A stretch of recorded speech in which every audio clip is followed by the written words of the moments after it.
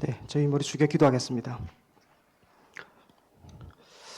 하나님 아버지, 정말 오늘도 변함없이 저희들을 하나님 앞으로 불러주시고 하나님을 아버지라 부르고 또 함께 하나님을 예배할 수 있도록 은혜를 베풀어 주셔서 정말로 감사를 드립니다.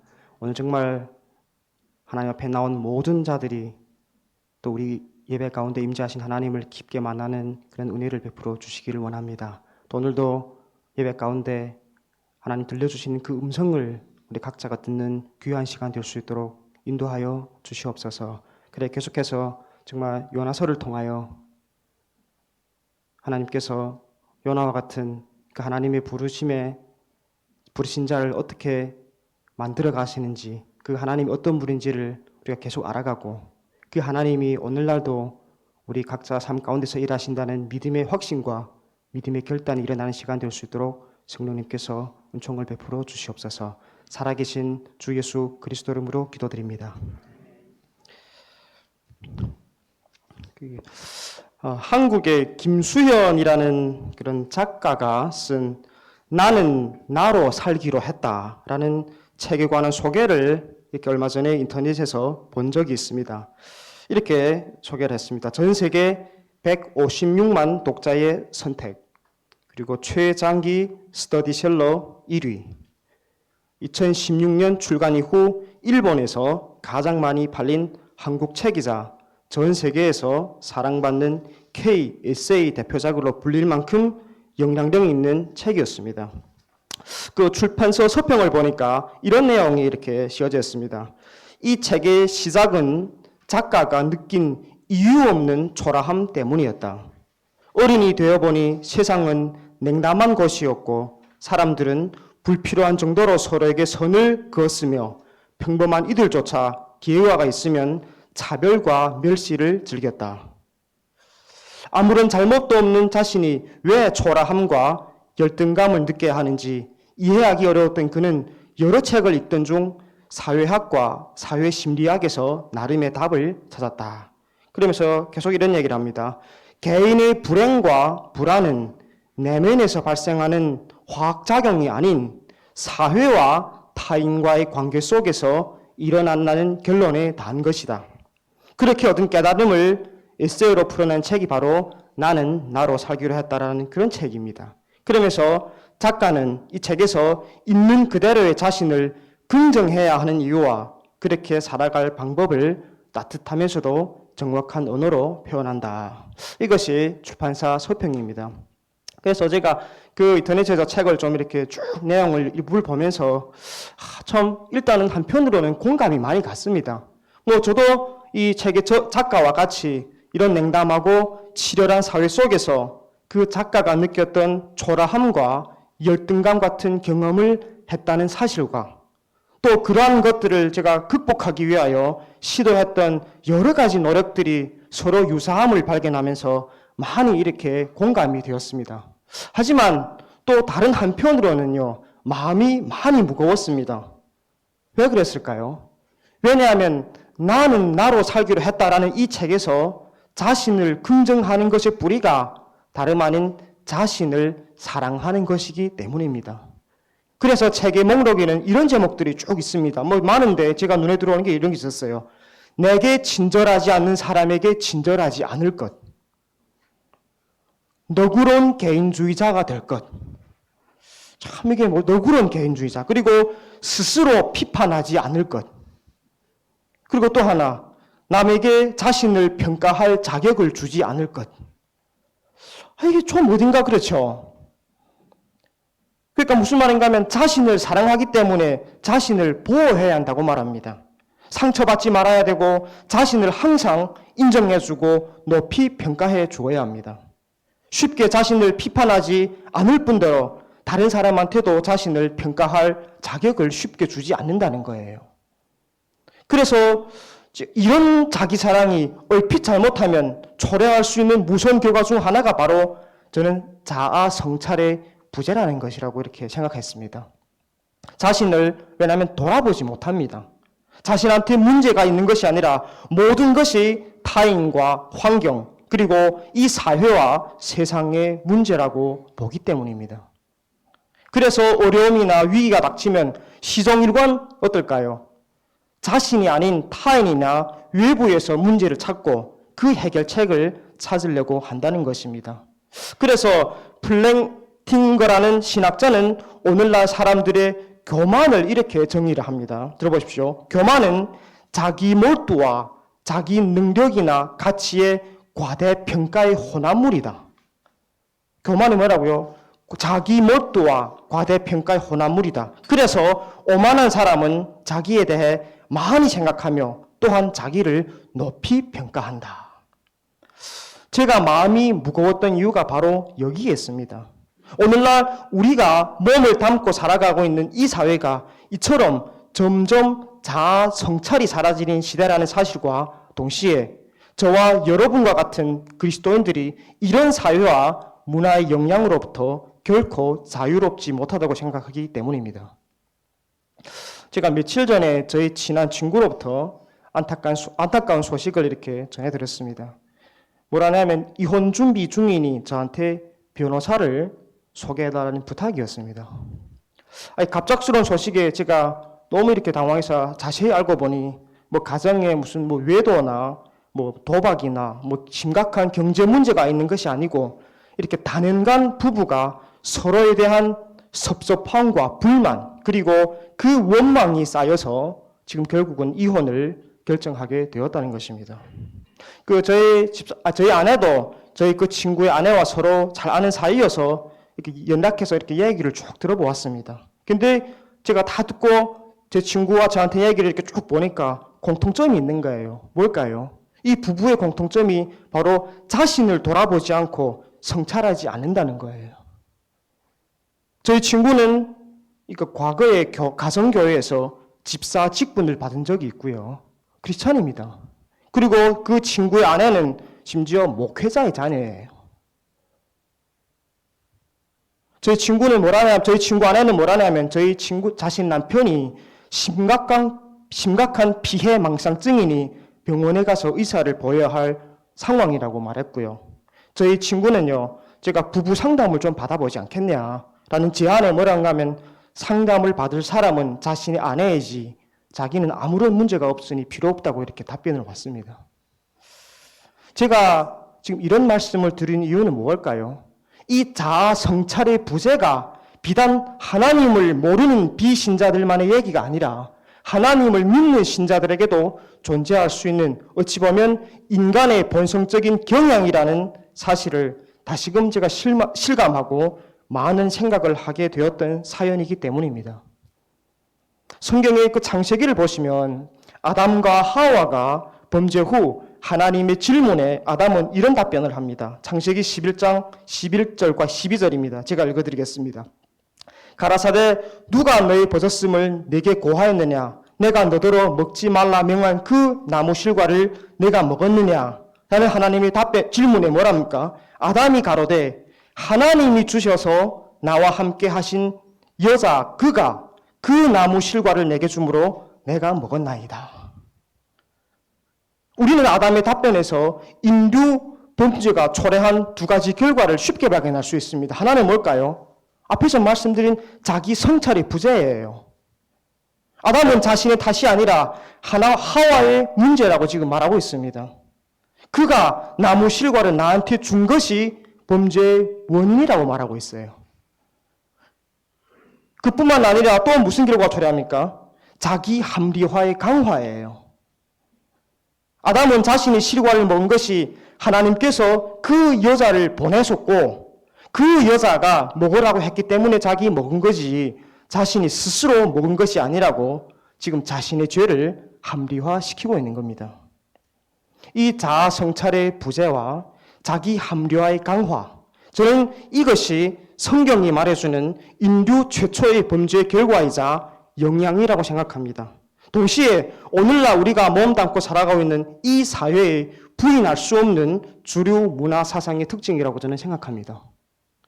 그리고 이것이 우리 그리스도인들에게 더욱 중요한 것은 이런 자아 성찰의 여부가 우리 자신과 하나님과의 관계, 우리 자신과 세상과의 관계에 아주 큰 영향을 미치기 때문입니다. 구체적으로 말씀드리면 그리스도인들이 이 삶 속에서 하나님 앞에 나와 자신을 돌아보고 성찰하는 그 과정, 즉 회개가 있느냐 없느냐에 따라서 하나님께서 베풀고 계시는 은혜를 경험할지 아니면 흘려보낼지, 그리고 하나님의 부르심에 합당한 삶을 살 수 있을지 없을지가 결정되기도 하기 때문입니다. 요나서가 우리한테 말해주는 것도 바로 이것입니다. 이스라엘 선지자 요나는 하나님께서 그 아수르 제국의 수도 니느웨에 가서 말씀을 전하라는 하나님의 부르심에 불순종하고 배를 타고 도망갑니다. 선지자 요나가 하나님의 그 부르심에 불순종한 중요한 원인이 요나의 자기 중심적인 본성이라고 지난번 설교에서 말씀을 드렸습니다. 이 자기 중심적인 본성으로 인해 요나는 이스라엘의 원수 같은 존재인 그 제국의 이교도들에게 자비를 베푸시기를 원하는 하나님을 이해할 수 없었고요. 인정할 수 없었고 또 하나님의 부르심에 순종할 마음도 없었습니다. 그래서 감히 하나님의 부르심에 불순종을 합니다. 그러나 하나님께서는 포기하지 않으십니다. 배를 타고 도망가는 요나를 향해 하나님께서는 바다 위에 폭풍을 내리시며 요나를 추격하십니다. 그리고 배에 함께 타고 있는 그 이교도 선장의 입을 통해 하나님께 다시 나오라고 요나를 향해 하나님의 마음을 전달합니다. 하나님의 이런 끈질긴 은혜는 과연 선지자 요나를 어떻게 변화시켰을까요?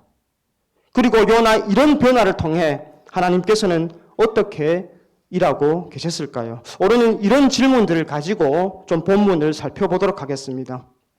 그 배에 있는 사람들은 요나가 폭풍의 원인임을 알게 되었습니다. 지난번에 보게 된 제비를 뽑아서 이렇게 요나가 뽑혔지 않습니까?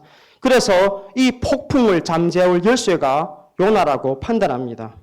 그들은 폭풍을 진정시키기 위해 어떻게 해야 하느냐고 요나에게 묻습니다. 이에 요나는 자신을 바다에 던져야 한다고 대답합니다.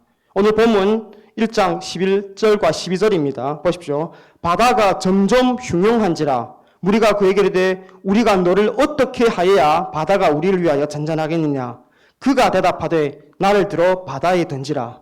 그리하면 바다가 너희를 위하여 잔잔하리라. 너희가 이 큰 폭풍을 만난 것이 나의 연고인 줄 내가 아노라 하니라. 한번 생각해 보십시오. 요나는 왜서 이런 말을 했을까요? 회개의 뜻입니까? 나는 하나님께 지은 죄로 인해 죽어 마땅합니다. 나를 죽여주십시오. 라고 말하는 것일까요? 아니면 정반대일까요? 하나님께 순종하여 니느웨에 가느니 차라리 죽겠습니다. 날 죽여주십시오. 라는 의미일까요?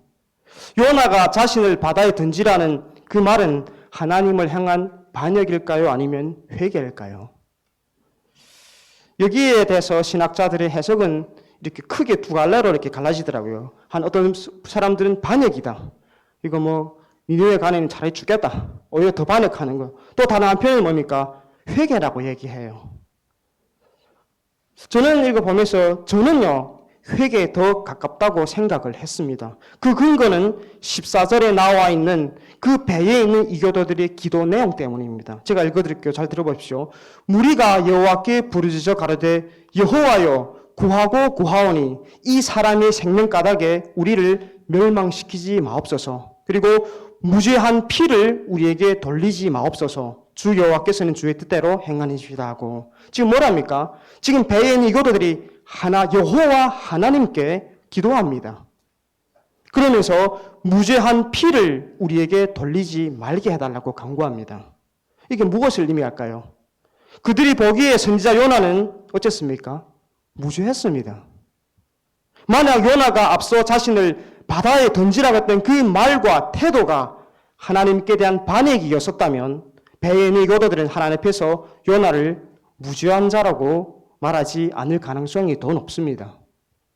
어찌 보면 요나 이 행위는 회개와 반역의 사이에 있지만 좀 더 회개에 가까운 행위라고 보여지는 게 맞습니다.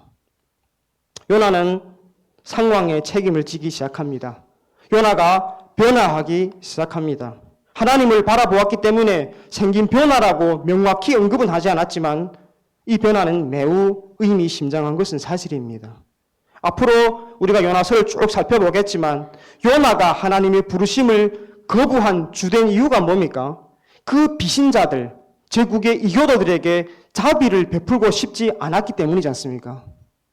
하지만 이제 그는 자기 앞에 있는 이 배에 있는 겁먹은 자들을 바라보고 있다는 사실입니다. 요나는 하나님께 기도하지 않았지만 배에 있는 사람들은 각자가 섬기는 신을 불렀습니다. 그들은 요나를 존중하며 질문을 했고 그를 죽이는 대신 어떻게 할지 물었습니다. 그들은 어떤 잘못도 저지르지 않았습니다.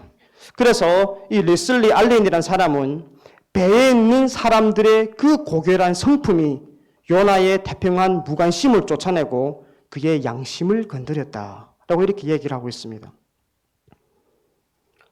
요나의 마음을 움직인 것이 연민에 불과하다 해도 그 이교도들에 대한 경멸보다는 훨씬 낫습니다. 이게 우리가 보면 종종 영적으로 정신을 차린 첫걸음은 우리가 마침내 자신이 아닌 누군가를 생각하는 데서부터 시작한다는 사실이에요. 그래서 요나는 이렇게 말하고 있는 것입니다. 당신들은 나 때문에 죽어가는 거요. 그러나 내가 당신들을 대신해 죽어야 마땅하오.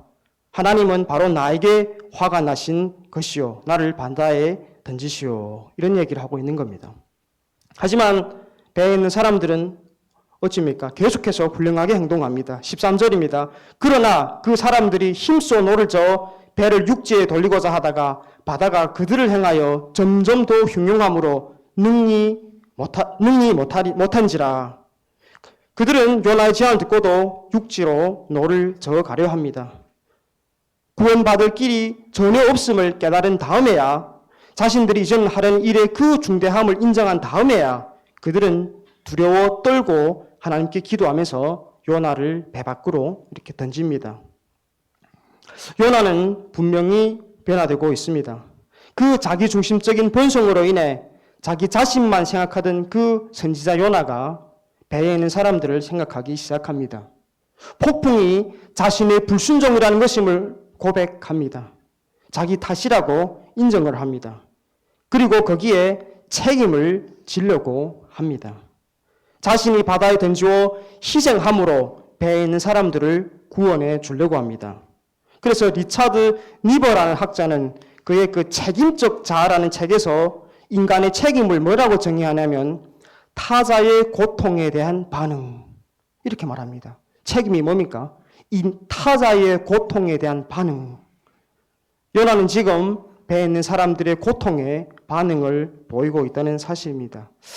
이런 의미에서 보면 이게 한 사람이 성숙이라는 것은 뭘까요? 너가 아니라 내 탓이다 라는 이 마음의 고백이라고 저는 생각합니다. 당신이 아니라 내 탓이다 라는 그 고백이 어찌 보면 우리 성숙의 표현입니다. 그래서 예수님께서 산상수훈에서 이렇게 언급하지 않습니까? 마태복음 7장 4절입니다. 보라, 내 눈 속에 들보가 있는데 어찌하여 형제에게 말하기를 나로 내 눈 속에 있는 티를 빼게 하라 하겠느냐. 우리가 너가 아니라 내 탓이라는 그런 마음가짐과 같은 자아 성찰이 하나님 앞에서 반드시 필요한 것은 우리가 하나님 앞에서 자신을 돌아보고 성찰할 때 하나님의 은혜와 일하심을 경험할 수 있기 때문입니다. 그럼 우리가 하나님 앞에 자신을 돌아보고 성찰할 때 하나님은 어떻게 일하실까요? 오늘 본문을 통해서 세 가지를 말씀드리겠습니다. 첫째, 우리가 하나님 앞에서 자신을 성찰할 때 우선 하나님은 우리로 하여금 회복을 경험하게 하신다는 사실입니다. 하나님은 하나님의 회복을 경험하게 하십니다. 요나가 바다에 던져지자 어찌입니까? 바다가 잔잔해졌습니다. 15절은 이렇게 말합니다. 요나를 들어 바다에 던짐에 바다에 뛰노는 것이 곧 그친지라. 바다가 잔잔함을 회복합니다. 요나가 자신의 불순종의 죄에 대한 책임과 그 희생의 대가를 치를 때 하나님께서는 용서와 자비를 베푸십니다. 하나님은 우리가 자신을 성찰하고 죄에 대한 그 대가를 치르는 것으로 끝나는 것이 아니라 그것을 하나의 새로운 시점으로 우리를 새롭게 만들어 가시고 일하시는 분이라는 사실입니다. 이처럼 우리가 하나님 앞에서 죄를 인정할 때 치유가 시작되고 새로운 존재로 거듭날 수 있습니다. 이런 시각에서 보면요, 앞에서 언급해드렸던 오늘날 많은 사람들이 생각하는 것처럼 우리가 자기를 사랑하는 것이 회복되고 새롭게 되는 길이 아니라 뭡니까? 자기를 희생하고 드리는 것이 우리가 살아나고 새롭게 되는 길이라는 사실입니다. 왜냐하면 우리를 회복하시고 새롭게 만드시는 분은 누구입니까? 우리 자신이 아니라 우리 하나님이시고, 우리가 스스로 사랑하는 것이 아니라 우리가 자신을 부인할 때 하나님께서 우리를 세워 가시기 때문에 그렇습니다. 그래서 마가복음 8장 35절은 이렇게 말합니다. 누구든지 제 목숨을 구원코자 하면 잃을 것이요 누구든지 나와 복음을 위하여 제 목숨을 잃으면 구원하리라. 그리고 뿐만 아니라 그 위에 34절에서는 이렇게 말합니다. 또 아무든지 나를 따라오려거든 자기를 부인하고 자기 십자가를 지고 나를 쫓을 것이라. 이거 오늘과 같은 이런 사회의 시각으로 보면 이렇게 보시면요, 예수님의 이런 교훈은 이렇게 통하지가 않습니다. 그렇지 않습니까? 기필코 우리 자신이 손해를 보는 일이고 우리 자신의 생각과 경험과 가치에 어긋나는 방식입니다. 하지만 이것이 하나님의 신비이고 방식입니다. 하나님의 이런 신비의 절정이 바로 예수님의 십자가입니다. 요나는 자신의 죄 때문에 깊은 바다에 던져졌지만 예수님은 우리의 죄 때문에 십자가라는 깊은 고통에 던져졌습니다. 예수님의 십자가의 죽음과 그 희생으로 우리에게 죄 사함과 영원한 구원의 길이 열려졌습니다.